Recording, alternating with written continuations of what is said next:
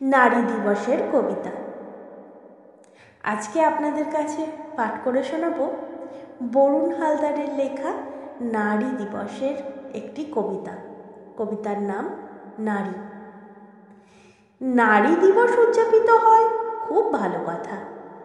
কত নারী গুমড়ে মরে, দূর হয় না তার মনের ব্যথা।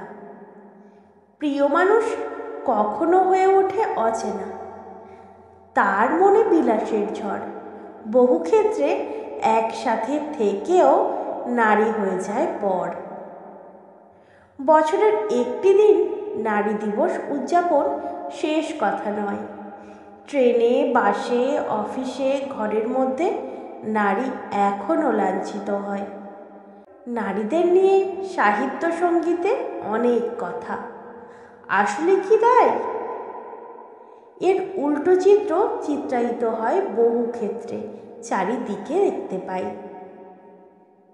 জলে, স্থলে, আকাশে, কর্মক্ষেত্রে নারী পুরুষের অহংকারের জবাব দিতে পারে।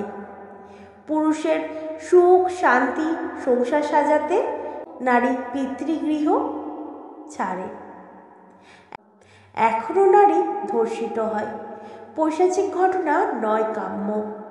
নারী দিবসে অনেক আড়ম্বর, দূর হয়নি নারী পুরুষের বৈষম্য। নারী দিবসের শুভ মুহূর্তে পাগলিটা মা হলো, কোনো পুরুষ বাবা হলো না। উঁকি মেরে সবাই চলে গেল। নারী দিবসের মর্মকথার চেতনা জাগুক সমাজের অন্তরে। নারীরা তখন যোগ্য সম্মান পাবে পৃথিবীর সব প্রান্তরে।